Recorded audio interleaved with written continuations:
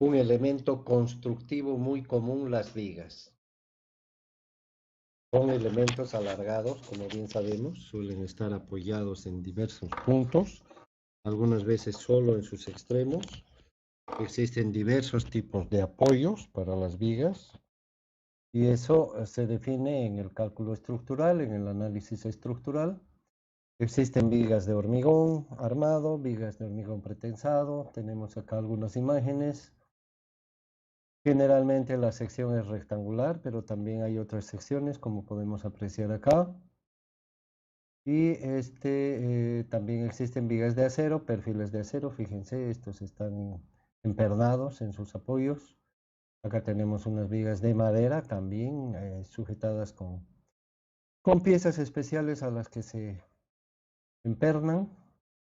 Y bueno, en general entonces el estudio de las vigas de hormigón armado, que es el caso más común en la construcción de edificios, y lo vamos a analizar ahora, haciendo primeramente una selección de los tipos de vigas, ya que hay una variedad que tienen bastante que ver con los sistemas constructivos que se apoyan.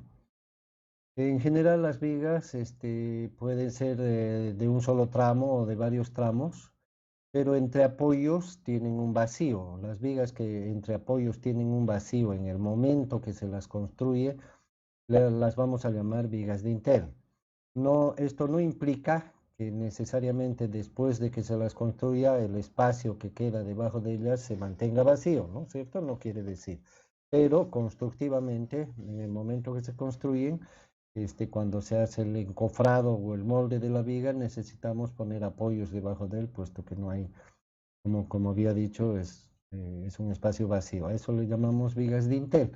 La palabra dintel también se usa para referirnos a la parte superior de los vanos o espacios abiertos que existen en los edificios, por ejemplo, las puertas, las ventanas, ¿no es cierto? Y también algunas veces se colocan vigas especiales que se llaman dinteles, solamente para soportar las cargas que están justamente encima de esos vacíos, que son las puertas y las ventanas y otros casos. Por otro lado, una particularidad de las vigas puede ser cuando éstas tienen una relación entre la altura y el ancho muy grande, es decir, que se las ve como vigas altas. Hay un par de particularidades constructivas, o quizás más, y por eso las diferenciamos de las anteriores, solamente por aspectos constructivos. Funcionalmente trabajan de la misma manera. Luego, en el caso constructivo también, y en el diseño, ¿sí? Influye en el diseño.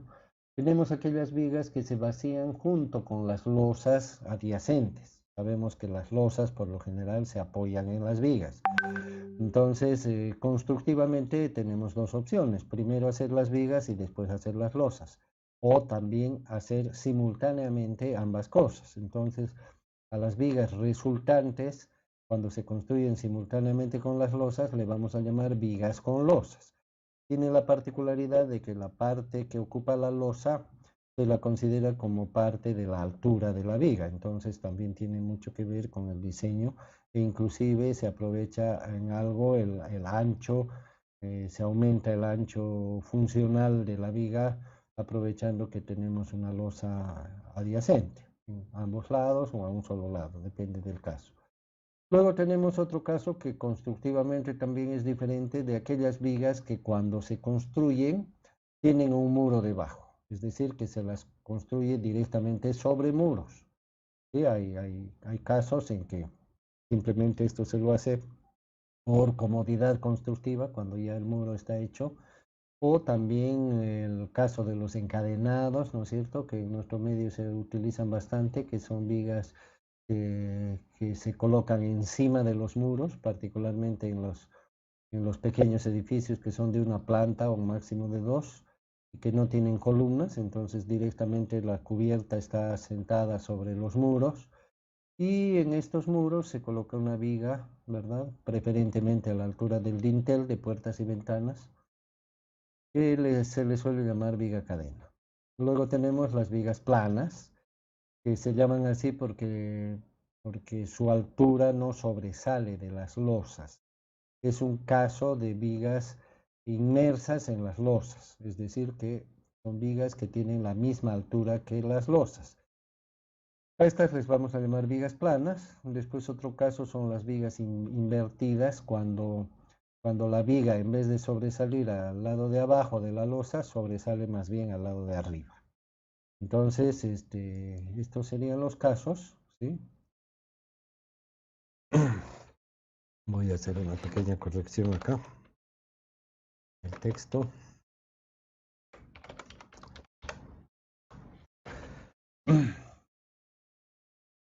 Entonces, ahora vamos a ver, una vez que hemos descrito los tipos de vigas, repitiendo entonces vigas dintel, vigas altas, vigas con losas, vigas sobre muros y vigas planas y vigas invertidas, vamos a hacer ahora una descripción de cada caso, El caso más común, las vigas dintel, como siempre en todo elemento que se construye, el primer paso, el replanteo.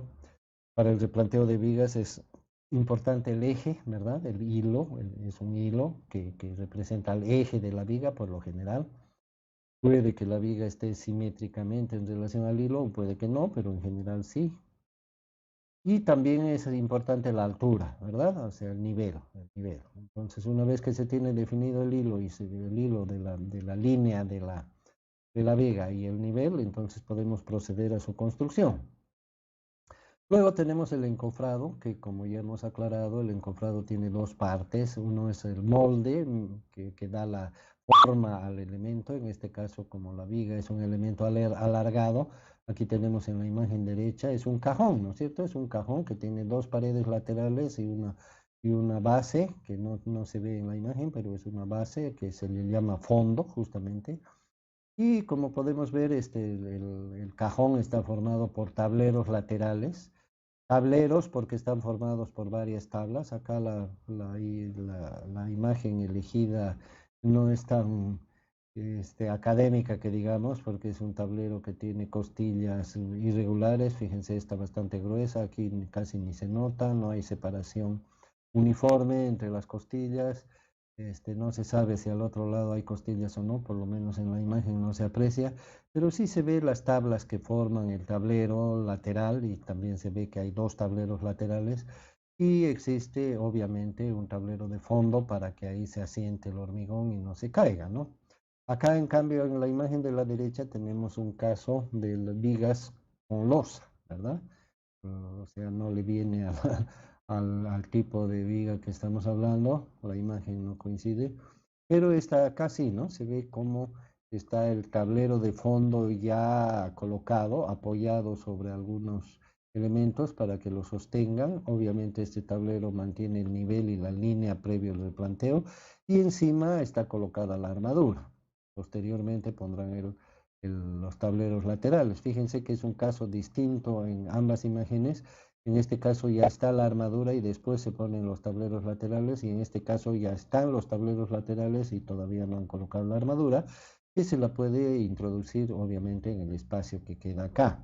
También podemos apreciar en ambos casos que los apoyos, ¿no? Porque para poder poner este tablerito se han tenido que poner algunos apoyos. Y esta viga, fíjense, esta viga es diferente de las otras, ¿no? Porque estas otras están sobre muro. Aquí tenemos una viga sobre muro, ¿no es cierto? Acá. Esta no se nota exactamente qué tipo de viga es. Y en la imagen de la derecha tenemos algunos apoyos que han utilizado para poner el encofrado. Y también hay otras vigas que ya están vaciadas ahí al fondo y también se ve otros tramos aquí al fondo a la derecha donde está apoyada sobre muro, ¿no? Entonces la construcción de edificios siempre nos da muchas variantes y el constructor hace las adaptaciones necesarias. Entonces los tableros, o perdón, los cajones o moldes tienen dos tableros laterales y un tablero de fondo. El tablero de fondo es muy importante porque nos da la linealidad y el ancho constante de que la viga debe tener.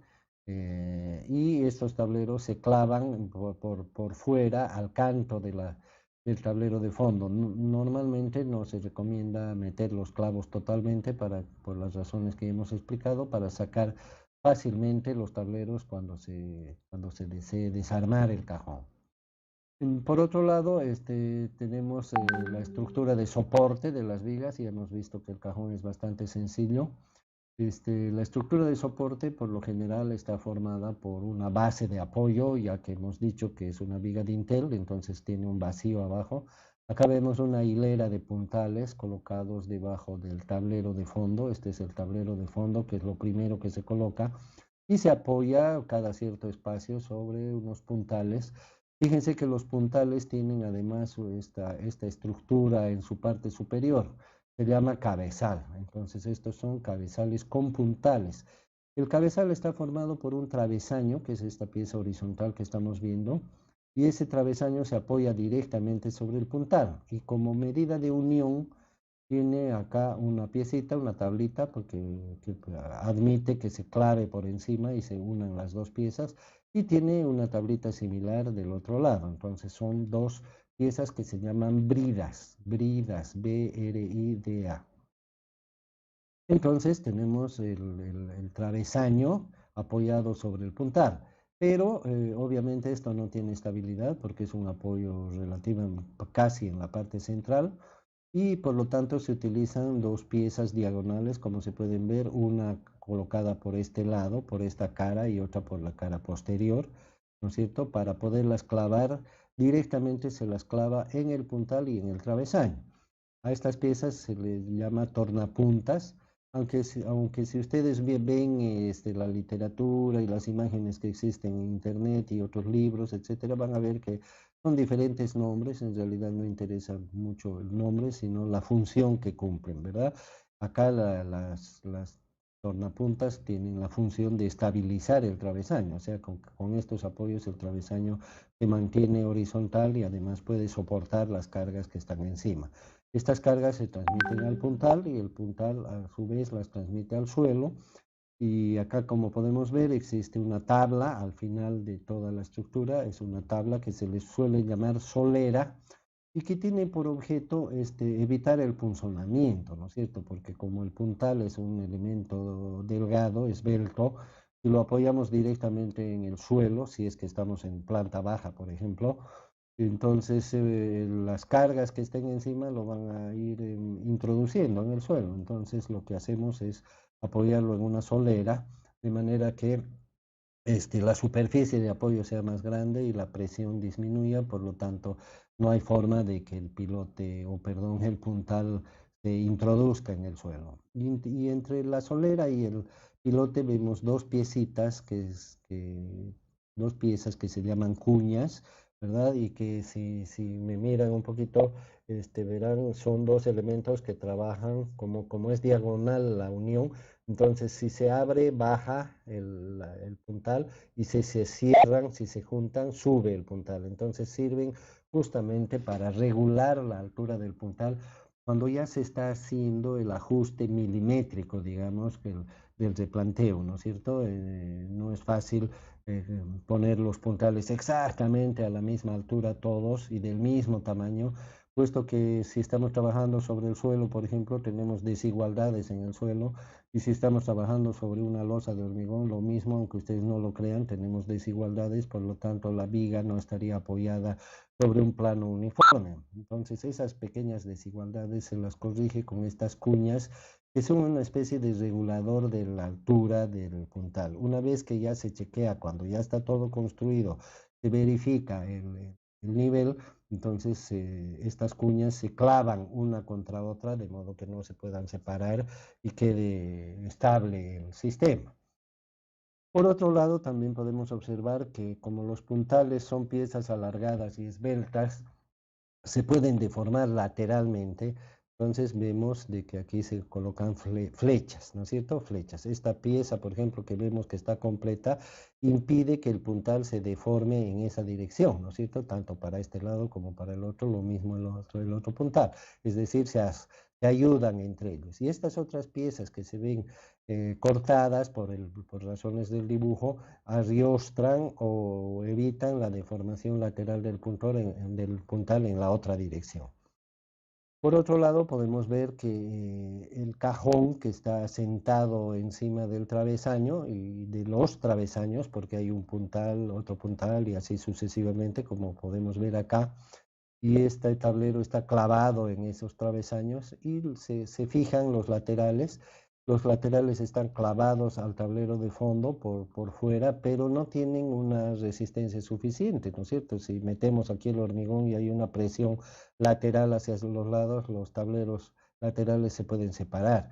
Entonces, fíjense que aquí hay una pieza larga, está clavada en los travesaños y que impide que el tablero en su parte inferior se recorra, ¿verdad? Por la presión que pueda haber adentro y por lo tanto es un apoyo fijo que impide que el tablero se abra. Entonces es un refuerzo lateral importante. Por razones de dibujo, solamente para que se pueda ver esta pieza, solamente han puesto a este lado esta pieza, al otro lado solamente se ve la punta, pero también en el lado izquierdo podemos apreciar que han colocado una pieza diagonal, ¿no es cierto? Es una flecha que impedirá que el cajón, el tablero lateral del cajón se abra, ¿no es cierto? Porque esta pieza de aquí abajo que le he llamado larguero, que le llamamos larguero, la de abajo, impide que el cajón se abra por abajo. Pero arriba no tenemos nada que lo soporte, por lo tanto, esta pieza impide que el cajón se incline o se abra en la parte del superior. Podemos hacer lo mismo a este lado, o también se da el caso de que las vigas sobre losa, por ejemplo, las vigas con losa, a este lado va a venir una losa, entonces este lado es más alto que este otro. Este, también se puede observar, no sé si lo llegan a ver, aquí al lado izquierdo hay una pieza larga, un larguero también superior, que está uniendo las costillas de arriba, ¿sí? Esta pieza sirve para colocar los separadores que no se ven en esta figura. Los separadores son piezas transversales al cajón, que por arriba, como su nombre lo indica, por arriba impiden que los tableros del cajón se abran o se cierren, por eso se llaman separadores. Con eso habríamos descrito por completo, ¿sí?, la estructura de soporte del caso de las vigas de dintel que se apoyan directamente sobre estos soportes. Por supuesto que una vez que todo está construido se tiene que verificar y se tiene que fijar todo para que no se mueva, ¿verdad? Y soporte perfectamente el peso del hormigón que se va a colocar ahí y todas las presiones que hayan durante el trabajo. Acá tenemos una imagen un poco más clara, ¿no es cierto? Se observa el puntal, son puntales aserrados. En nuestro medio se suelen usar puntales rollizos, ¿no es cierto? Aquí están las tornapuntas. En este caso, fíjense, están clavadas ambas del mismo lado, de la misma cara, por eso están clavadas en distintas alturas, la parte de abajo en distintas alturas. Hay diversidad de formas de hacerlo, ¿no? Pero creo que la que hemos visto arriba se ve mejor, ¿no? Se ve mejor esta, es más simétrica, si se quiere. En cambio, acá no se aprecia mucho esa cualidad. Y también el extremo de las tornapuntas podría ser más abierto, ¿no es cierto? Lo cual le daría más estabilidad todavía. En fin, son observaciones. Podemos ver que el cajón en la parte de abajo está formado no por una tabla, sino por varias. Y probablemente esa línea negra que vemos probablemente es una base adicional del cajón de la viga. Luego tenemos los tableros laterales. Parece ser que es de tablero prefabricado, porque no se notan las divisiones de las vigas, o perdón, de las tablas. Acá se ven las costillas y se ven también las flechas, ¿no es cierto? Estabilizadoras, las flechas. Se puede ver que estas flechas están clavadas en los travesaños, en la esquina de los travesaños, ¿no es cierto? Esa es una técnica que ellos aplican, no estoy muy de acuerdo porque nos obliga a que usemos estas flechas una por cada cabezal. Y puede ser en alguna parte necesario poner más y no tenemos dónde clavarla. Por eso se recomienda más bien poner un larguero aquí en el extremo de los travesaños para que en cualquier parte podamos clavar las flechas y usarlas donde haga falta, no tener esa limitación. Acá podemos observar lo mismo que hemos dicho, ¿no es cierto? Este es el larguero que les mencionaba, fíjense, este es el larguero. para la parte superior. También podríamos tener otro aquí abajo para lo que les acabo de mencionar, de tener un lugar continuo donde poder clavar nuestras flechas. Acá en esta foto de la derecha se nota un poquito las puntas de unas piezas, fíjense, en la parte de arriba. Esos son los separadores, ¿sí? Aquí no hay separadores, probablemente porque van a armar losas en lados, aunque debería no, porque la altura es pareja de ambos tableros laterales, ¿no es cierto? No están usando separadores acá, probablemente solamente se están ateniendo a estas flechas que van a mantener la linealidad y el espacio constante de la separación entre tableros eh, verticales. Las armaduras, como bien sabemos, en las vigas son de dos tipos: la armadura longitudinal, que va a lo largo de la viga, no necesariamente en todo el largo, y la armadura transversal, que está formada por los estribos. En general, las armaduras en una viga se considera que absorben los esfuerzos de tracción causados por los momentos flectores que actúan sobre el tramo de viga que estamos considerando. Sabemos bien que la distribución del acero es función del acero longitudinal, sobre todo, es función de los momentos flectores. Aquí tenemos un caso común, perdón, de una viga continua, los momentos negativos, los momentos positivos. Las armaduras que se colocan arriba de la viga son para absorber los esfuerzos de tracción causados por los momentos negativos, ¿verdad? Que aquí tiende la viga a flexarse de esta manera, como estamos mostrando en los apoyos, y en los tramos tiende a flexarse por abajo. Entonces la tracción se da en las fibras inferiores, y para eso se coloca, aquí estoy mostrando los fierros inferiores. El fierro número 4 es un fierro inferior que está en el tramo. En cambio, el fierro 1 es un fierro superior que está en la parte superior y que está absorbiendo o está trabajando con los momentos negativos. El fierro de abajo con los momentos positivos. Y este fierro doblado que vemos aquí tiene una parte abajo y otras partes arriba. Está ayudando en el momento flector positivo al lado de abajo y en el momento flector negativo al lado de arriba. También podemos observar que hay otras piezas de fierro recto, que ya las mencionamos antes, que también están trabajando para el momento flector de arriba. Entonces se combinan ambas cosas para hacer un mejor uso de la sección de acero disponible. Se aplican las normas de diseño, se hacen las reducciones necesarias. Acá en este dibujo debe ser antiguo, los fierros están con ganchos, ¿no es cierto? Hoy en día prácticamente los fierros solamente en sus puntas se doblan para anclar el acero, porque el acero, para que trabaje, tiene que estar anclado en el hormigón. Entonces se utilizan simplemente dobleces en el acero en ángulo recto. Acá a la derecha tenemos una imagen de una viga que tiene las barras rectas y barras dobladas. Curiosamente, aquí vemos que las barras dobladas están amarradas a las barras rectas. Eso normalmente no se hace, ¿no? No sé por qué. Estas barras dobladas tranquilamente podían estar distribuidas en la parte central, ¿verdad? No tenían por qué estar pegadas acá a los fierros laterales. En realidad me parece que ese es un error de la constructivo, pero probablemente debe tener alguna razón, porque no está la otra parte para defenderse, ¿verdad? También vemos los estribos que están amarrados, se amarran en las esquinas, tienen sus ganchos acá para un mejor trabajo. Y bueno, en general se ve la viga bastante correctamente armada, se ve que está apoyada sobre el tablero de fondo, pero se nota que hay una distancia, ¿no es cierto? Entonces, obviamente tienen que haber separadores que nos permitan tener el recubrimiento necesario. Otro detalle que podemos observar acá es que el tablero de fondo tiene un color negro, ¿no es cierto? Seguramente le han pasado aceite encima, algún elemento, alguna sustancia, como para que facilite el desencofrado. Se llaman desencofrantes, ¿no? Para sustancias que mejoran un poco el problema de que la madera se adhiera al hormigón y que tengamos que sacarla a la fuerza, a veces dañando la madera, a veces dañando el hormigón, o ambas cosas.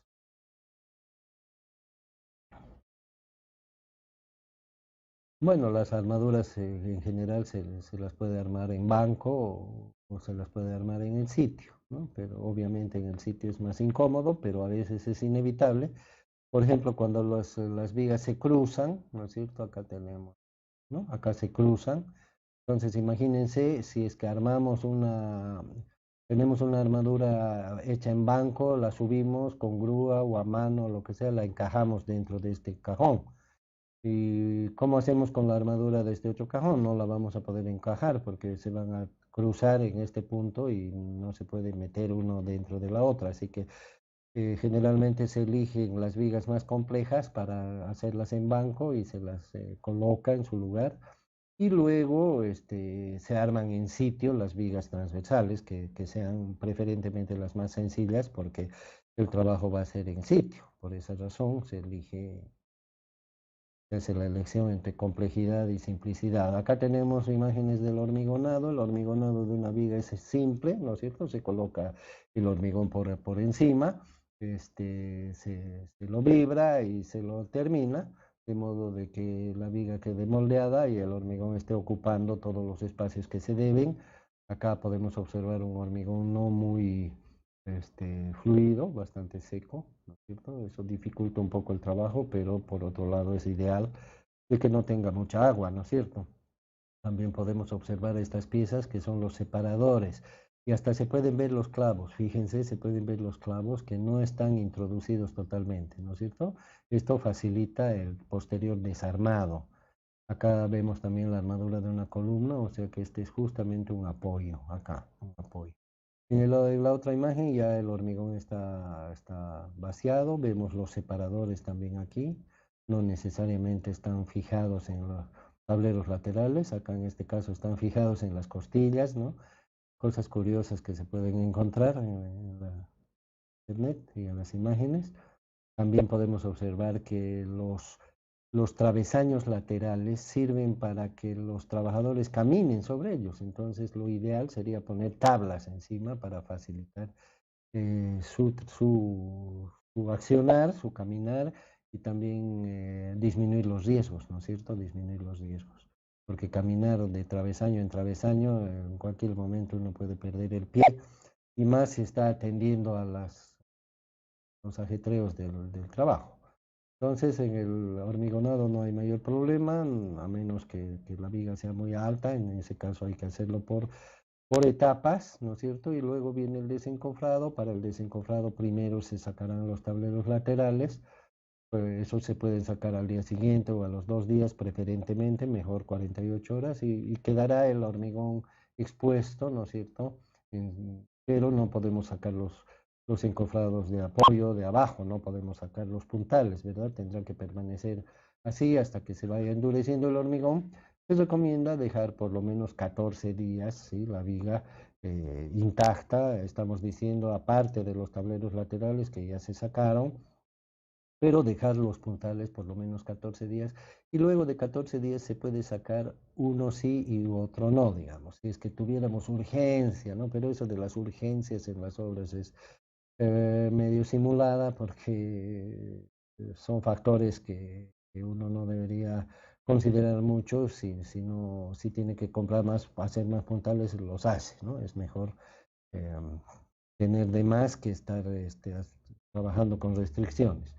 Supongamos que se tienen que sacar algunos puntales parciales, entonces a los 21 días, si es que no se va a cargar la losa con ninguna otra cosa encima, materiales o alguna otra cosa, entonces a los 21 días se podría retirar todo para trabajos simples, caminar de los obreros y los trabajos subsiguientes que seguramente van a haber.